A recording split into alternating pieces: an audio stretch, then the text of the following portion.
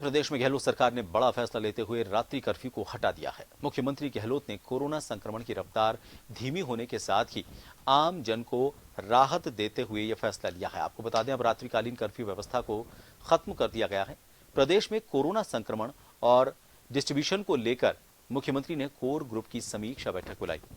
इस बैठक में रात्रिकालीन कर्फ्यू हटाने का निर्णय लिया गया।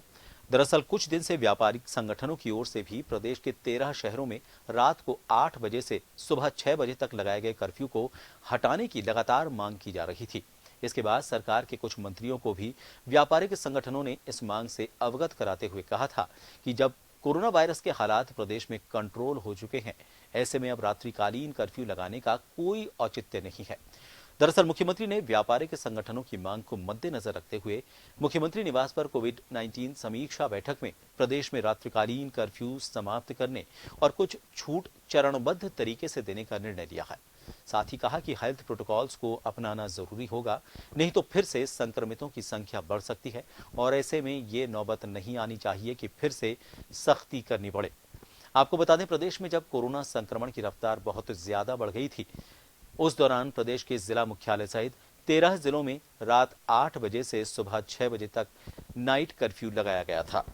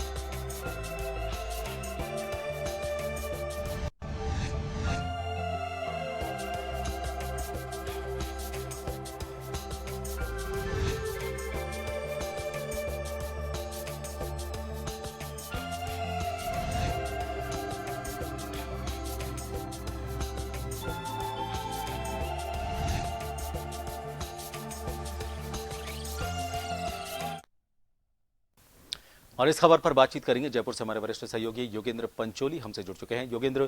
नाइट कर्फ्यू हटा दिया गया है और इससे बाजार पर काफी असर पड़ेगा। हालांकि कोविड गाइडलाइन अभी भी जारी रखी गई है, लेकिन जो अर्थव्यवस्था है उसको इससे पटरी पर लाने में काफी मदद मिलेगी। कुछ चरणबद्ध तरीके से और छूट को लेकर बात कही गई है, उसके बारे में आपसे विस्तार से जानना चाहेंगे और जानना चाहेंगे कि जो बैठक की गई थी आज मुख्यमंत्री अशोक गहलोत की अध्यक्षता में सीएमआर में, और कौन से बड़े फैसले लिए गए।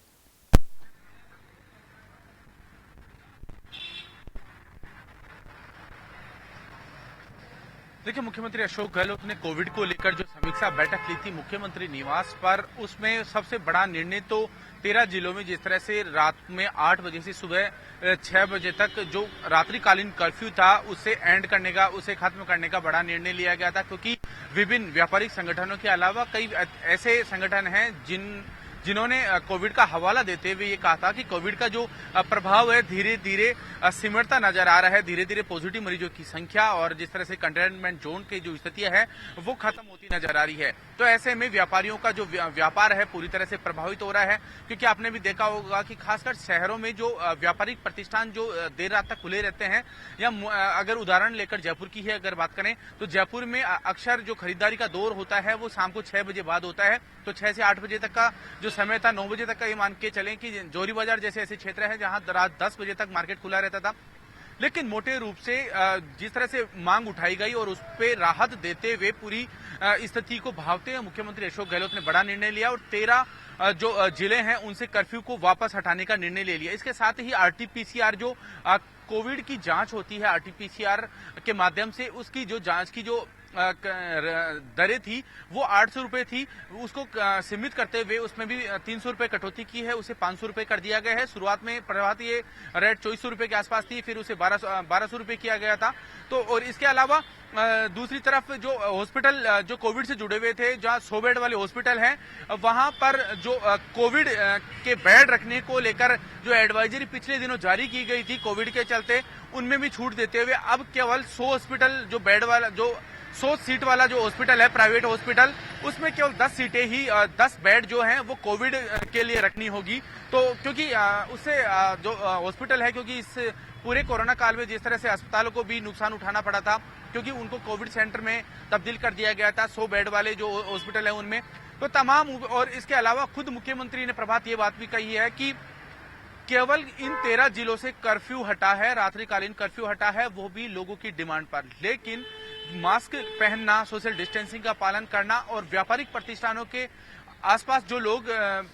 कोई भी चीज खरीदने के लिए आएंगे उन्हें भी सोशल डिस्टेंसिंग का पालन करना होगा, मास्क लगाना अनिवार्य होगा। तो ये तमाम चीजें हैं, उन तमाम चीजों को ध्यान में रखते हुए मुख्यमंत्री ने ये फैसला लिया है और इस फैसले से कहीं ना कहीं व्यापारिक जो खासकर जिन लोगों को इसका नुकसान हो रहा था उन लोगों को काफी राहत मिलने वाली है। प्रभात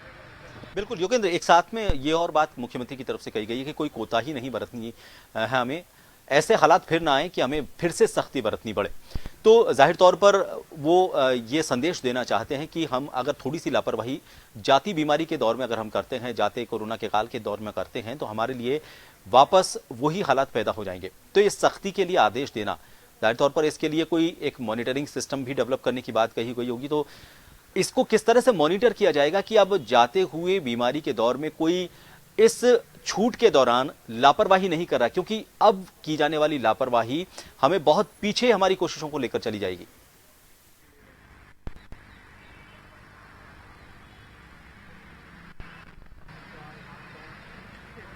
देखिए प्रभात, लापरवाही तो किसी को नहीं करनी, चाहे वो कोई भी तबका क्यों ना हो, क्योंकि आपने भी देखा है कि जो कोरोना काल चला 10 महीने में पूरे देश की, पूरी दुनिया की अर्थव्यवस्था बेपटरी हो गई। राजस्थान में भी इसका फर्क देखने को मिला है, किस तरह से व्यापारी ऐसे हैं जिनके उद्योग धंधे चौपट हो गए, कई ऐसे लोग हैं जिन्होंने अपनी नौकरी गंवा दी, क्योंकि अर्थव्यवस्था का जो पहिया है वो चक्र अगर टूट जाता है तो फिर से उससे वापस उस साइकिल को, उस चैन को बनने में बहुत समय लग जाता है। लेकिन आपने भी देखा कि किस तरह से अनलॉक 1 2 3 4 5 चले, उसके बाद धीरे धीरे वो जिंदगी उसे बहाल करने की जो पहल की गई सरकार की ओर से। लेकिन फिलहाल सारी स्थितियां हैं, कर्फ्यू उठा लिया गया है, लेकिन कर्फ्यू रात 8 बजे से सुबह 6 बजे तक था। लेकिन अभी भी जो कोविड की जो गाइडलाइन है उसका पालन करना होगा। एक गाड़ी में कितने व्यक्ति बैठेंगे, मास्क लगाना अनिवार्य होगा। इसके अलावा मास्क नहीं लगाने पर, थूकने पर चालान की स्थिति है वो भी जारी रहेगी। यानी नाइट पेट्रोलिंग की जो स्थिति थी पहले, अभी भी वो जारी रहेगी।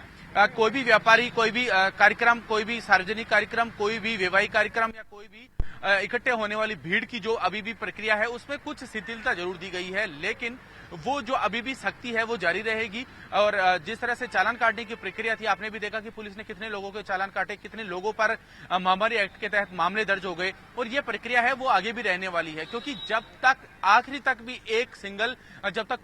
पॉजिटिव आता रहेगा तब तक ये स्थिति है उसे भांपने की जरूरत है। और उन लोगों को, सब लोगों को इस चीज को फॉलो करने की भी जरूरत है, क्योंकि महामारी ऐसी होती है कि अंतिम क्षण चाहे वो खत्म होने के कगार पर क्यों ना हो प्रभात, लेकिन अगर लापरवाही बढ़ती जाए तो फिर से वो वापस अग्रिम रूप, अपना कहें कि विकराल रूप ले सकती है। प्रभात बिल्कुल योगेंद्र, हमने देखा जब भी हम बीमार होते हैं, डॉक्टर से दवाई लेकर आते हैं, डॉक्टर वापस हमें बुलाते हैं कि आप एक बार फिर दिखाने के लिए आइए, लेकिन हम क्या करते हैं कि बीमारी हमको लगता है सही हो गई, हम दवाई लेना बंद कर देते हैं, डॉक्टर के पास नहीं जाते हैं। और वो एक बड़ी लापरवाही होती है, क्योंकि वापस घूमकर जो बीमारी आती है वो हमें ज्यादा तकलीफ देती है। सरकार ने जो रियायत दी है वो लोगों की सुविधा के मद्देनजर दी है, तो इस सुविधा को दुविधा ना बनने दें। इसके लिए जरूरी है कि जो कोविड गाइडलाइन अभी भी जारी रखी गई हैं उनकी पालना करें, बिना मास्क ना रहें, बिना मास्क के लोगों को सामान ना दें, बिना मास्क खुद भी ना रहें और कोविड गाइडलाइन का पालन करें। आपका जन टीवी अब मौजूद है